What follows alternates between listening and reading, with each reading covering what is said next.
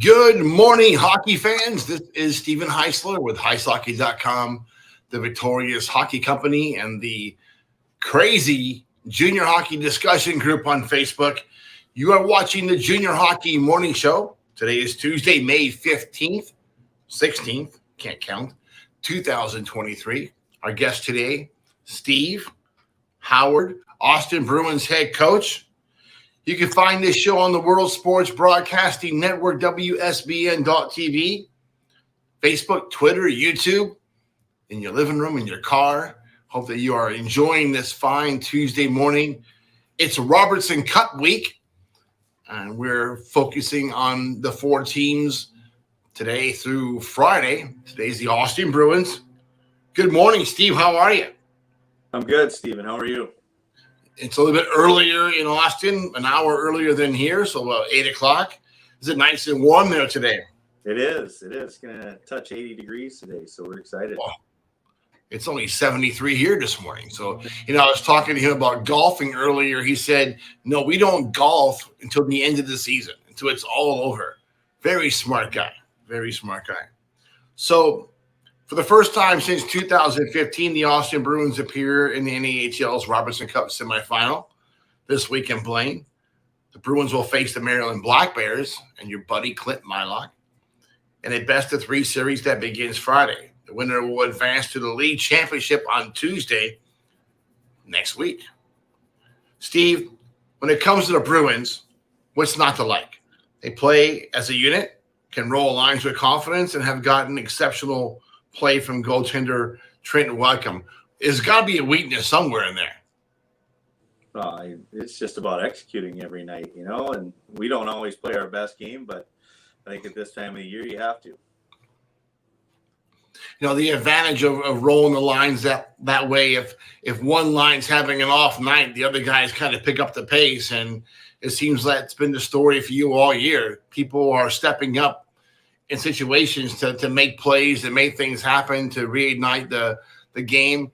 And you guys always seem to pull it together. No one's been close to you all year, really.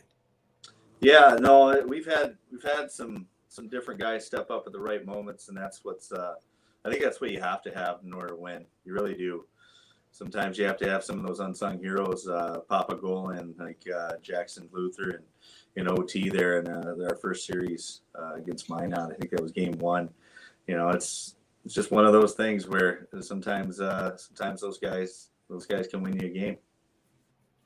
The Central Division has always been one of the most competitive in the North American Hockey League. How do those night in, night out battles prepare you for this situation going to this week? Well, we always talk about it. Our division's so good, just with coaching and the players. So we're battle tested, and that's what we hang our hat on. I think any of the teams in our division, if they're in this moment, they're saying the same thing. And we want to go in there and prove it. So your goalie, Wymkin, could easily be the difference maker. Sometimes a hot goalie is all it takes, right? But you got to have a whole team. Tell us about this kid and how you got him.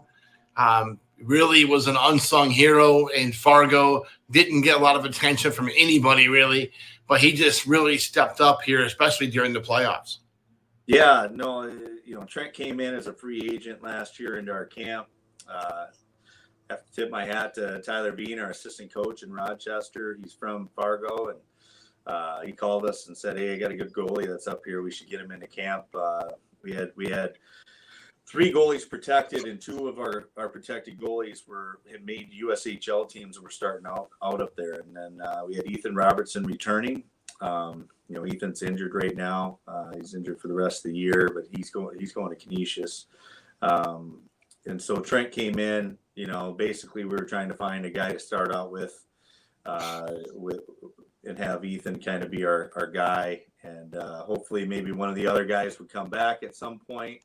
And, fortunately for us, we found Trent and he's kind of rolled with it. And actually one of the other guys did slip down to us at one point, but, we weren't getting rid of Trent. He's been doing great all year, and we're really proud to have him. And hopefully he just keeps going. We look at that, and I saw that he played a game in the USHL. Was it this year? What are the chances of him going back there full time next year? Well, that was, the draft already happened there. He had a couple opportunities to go up to the USHL around that World Junior time, and got promised a game or two here and there, and he chose to go to Fargo because that's his hometown, and he got in that last game. They played a 3-3. He got in for 10 minutes of that last game, but it's a scenario where the situation's got to be right, and with nobody taking him in the draft, I think he's content, and it's once again he's getting looked over, and I think we've all been looked over at some point in our lives, and it's what you do with it after that. Are you going to prove everybody wrong, or are you going to prove them right? And that's kind of what he's been using as fuel to his fire. Is he's going to keep proving people wrong, and I think he's happy playing here. We had planned on having him come back, and he's gonna. That's his net. It's he's done a great job for us this year. That story kind of reminds me of Anthony Stolarz. I talked about that in the article this morning. Stolarz was cut by Toby Harris and the Jersey Hitmen from the junior B team back then, and just went to a ice race open camp. Didn't really expect anything. Caught fire, and look at him now. 10 years later, he's still messing around in the National Hockey League, repping the NA goalies while doing so. Done a good job. But he was an unsung hero like your player there, and no one really believed in him, and he kind of gave up on himself. But goalies are a whole different animal, aren't they? Oh yeah, they are. Yeah. So the Bruins have 7 players committed to NCAA Division I schools. How important have those kids been to your team's success this year? Oh, it's been great. I mean, honestly, I'm more proud of that this year than anything. Like we had 0 commitments. I don't even remember when we got the first one. It might have been mid-November-ish. It was a scenario for us that it was us against the world, just like what we were just talking about with Trent.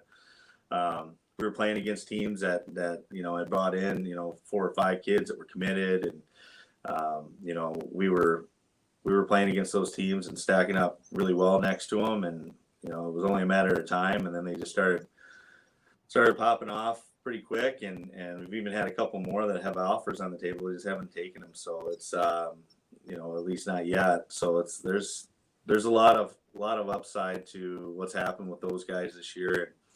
They've had good seasons. We've had good seasons, and we always preach, team success comes individual success. So, to get those guys committed was obviously that's a goal of every kid's, and it's a huge proud moment for our organization. It's not over yet. We know in the past that a lot of schools are floating the Robertson Cup. One of our clients was Rosenbaum from California. That ended up going to Minnesota Duluth after the Robertson Cup was committed the week afterwards when he was playing for Minot there. So, those things are not over yet. It can go late until, into June when those kids get committed, even the AHL kids. So it's good to see that so many colleges attend that event every year, and they are still having openings to fill. And even with the transfer portal being as crazy as it is at the NCAA level, there's still great opportunities for NAHL players. So we all know that it's going to take more than a hot goalie to carry the hardware back to Austin Tuesday night. What are the keys to getting past Maryland to the championship game? It's just going to be about execution. Which team imposes their will on the other. That's the bottom line. You got to earn those bounces, and there's going to be a few here and there. And we've earned a few in the first 2 rounds of the playoffs in order to get to this spot. And I'm sure Maryland could say the same thing. Actually, all 4 teams could. Everybody's got a good goalie at this point. Everybody's got a tight-knit locker room. It's just going to be a battle of wills and who's going to execute the best. Of the 4 teams appearing in the NHL's version of the Final Four, Austin comes in with the most overall stability as an organization, the easiest travel schedule, going to Blaine from Austin's a short drive, and the closest fans. Does that give the Bruins any advantage? I think there's pros and cons to everything. And for sure, I think the travel schedule for us is great. We only got to travel 2 hours to get up to Blaine. And, there's a lot of guys that got to travel a lot further, but it's the same for the Wilderness. We're probably about the same distance away. We had great fan support Saturday in St. Cloud. I bet you we had 100 to 150 people drive up, and we had a fan bus up there. It was amazing. We're hoping they all come for the Robertson Cup and support us on Friday and Saturday and Sunday if needed. Will you guys be going back and forth, or are you staying in Blaine? We're going to stay in Blaine. We've thought about it, we've talked about it, but we're just going to kind of keep the guys together through this process, and you heard about NHL teams that did it, during the playoffs. They went and checked into a hotel. It's just, you keep the distractions out a little bit, and you keep us tight-knit and close together and let us focus on just hockey. So that's the plan right now. Obviously we'll see how things go and make adjustments if needed. Very good. You have an exceptional organization, top to bottom, great ownership, very stable, great fan base, great sponsors, really kind of the prototype of what a North American Hockey League team should be. And it's clear that Austin over the years has really become one of those organizations everybody else looks up to. And I think you've been a key to that with your time there. I think your teams overall every year play the same style of hard-nosed hockey that was kind of the way you played as a player. And so it's been good to see that. How much of your own experience as a player are you able to install into your team? It's funny because the game's changed so much since I was a player, and even from the rules and the way things are played, it's a much faster game. There's a lot more skill, but that was one of the things that I thought I was a skilled defenseman, which, it's like the parent that, you drive your parents nuts when you were a kid, and then all of a sudden you have a kid that's just like you. Usually those guys I'm probably harder on than most, and there's a couple on our team right now in our D-Corps that I ride pretty hard, only because they play a lot like I did, and they got to figure things out, when to go and when not to go, and this time and in playoffs it's not all about skill. It's about playing a system and playing it effectively and doing your part and winning hockey games. The points don't matter. It's who gets the W at the end. And, I think there's a little bit of that, but more importantly, I think it's about our structure and our coaching staff. Justin Fisher and Hampton Schultz all do a great job with special teams. That's been a huge factor during the playoffs so far. And obviously just the environment we have here and what Craig Patrick and Mike Cooper have built here has been awesome to be a part of. The fan base, it's great. The sponsorship in town is probably one of the best I've ever seen. And we're in a town of 25,000 people. It's, you drive 5 miles either direction, you're in cornfields, but it's so great that we're just close enough to everything, but just far enough away from everything, if that makes sense.